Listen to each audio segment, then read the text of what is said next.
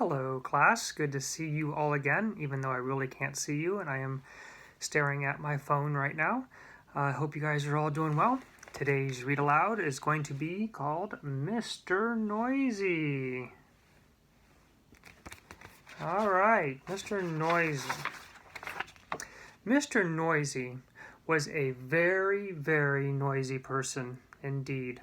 For example, if Mr. Noisy were reading this story to you, he'd be shouting at the top of his voice. And the top of Mr. Noisy's voice is a very loud place. You can hear it 100 miles away.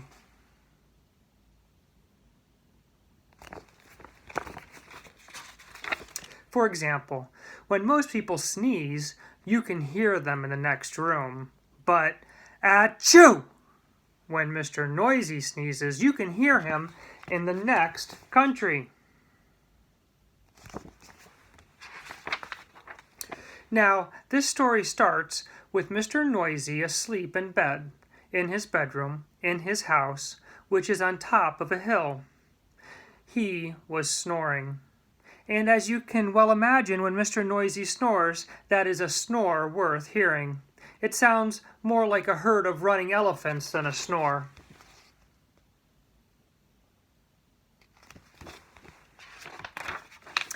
Then Mr. Noisy's alarm clock went off.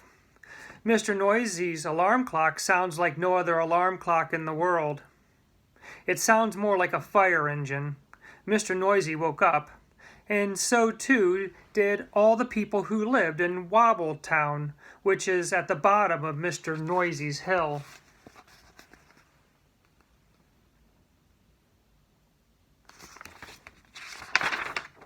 Later that day, Mr. Noisy decided that he had to go shopping. He went out of his house, shutting the door behind him.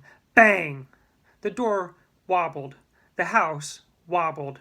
The whole hill wobbled. Wobbletown wobbled. Even a bird flying high above Wobbletown wobbled.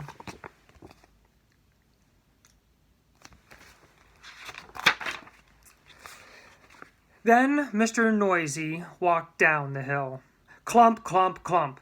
He walked into the baker's shop. Crash went the door as he opened it. Bang went the door as he shut it. I'd like a loaf of bread, boomed Mr. Noisy to Mrs. Crumb, the baker.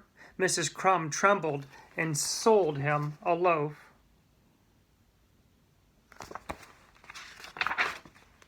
Then Mr. Noisy walked along the street to the butcher. Clump, clump, clump. He walked into the butcher's shop. Crash went the door as he opened it. Bang went the door as he shut it.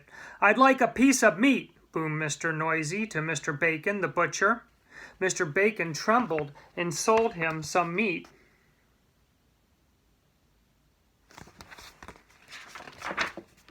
Afterward, Mrs. Crumb met Mr. Bacon in the street. We really must do something about Mr. Noisy being so noisy, she said. Absolutely, replied Mr. Bacon. But what? I know, said Mrs. Crumb, and she whispered into Mr. Bacon's ear. Mr. Bacon smiled a small smile, which grew into a broad grin.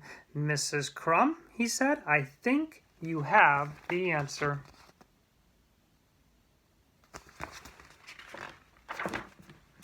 The following day, Mr. Noisy again went down to Wobbletown to shop. Clump, clump, clump. He went into Mrs. Crumb's shop. I'd like a loaf of bread, he boomed. Sorry, what did you say? Asked Mrs. Crumb, pretending not to hear. I'd like a loaf of bread, Mr. Noisy shouted. Sorry, said Mrs. Crumb, putting her hand to her ear. Can you speak up, please? I'd like a loaf of bread, roared Mr. Noisy. Can't hear you, replied Mrs. Crumb. Mr. Noisy gave up and went out.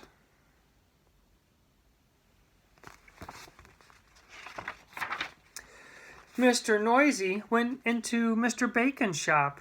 I'd like a piece of meat, Mr. Noisy boomed. Mr. Bacon pretended not to notice. I'd like a piece of meat, Mr. Noisy shouted. Did you say something? Asked Mr. Bacon.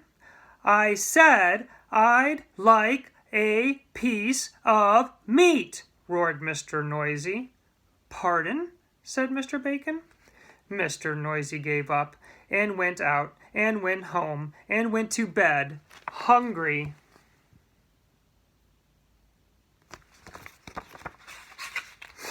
The next day, Mr. Noisy tried again. He went into Mrs. Crumb's shop. "I'd like a loaf of bread," he boomed. "A what?"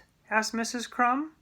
Mr. Noisy started shouting at the top of his voice, "A loaf of—" And then he stopped, and then he thought. And then he said quietly, "I'd like a loaf of bread, please, Mrs. Crumb." Mrs. Crumb smiled. "Certainly," she said.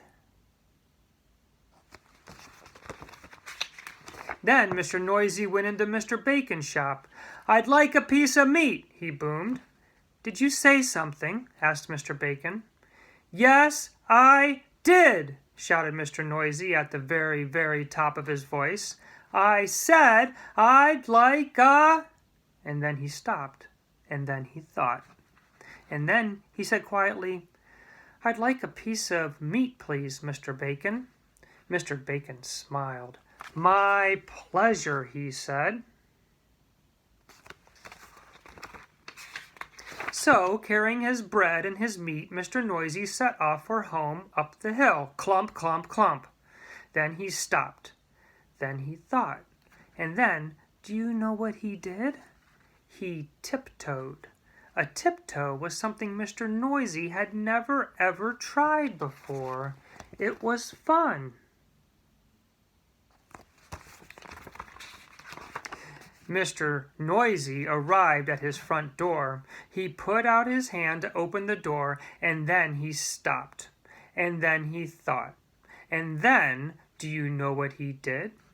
He opened the door very quietly. He stepped inside, and then he shut the door very gently. Quietly and gently were two things Mr. Noisy had never tried before either. They were fun, too.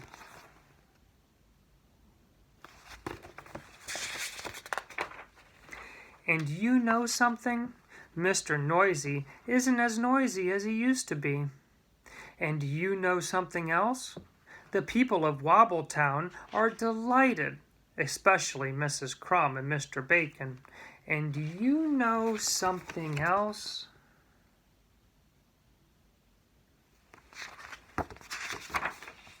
Mr. Noisy has even learned how to whisper. The end. I hope you enjoyed Mr. Noisy. I'll talk to you later.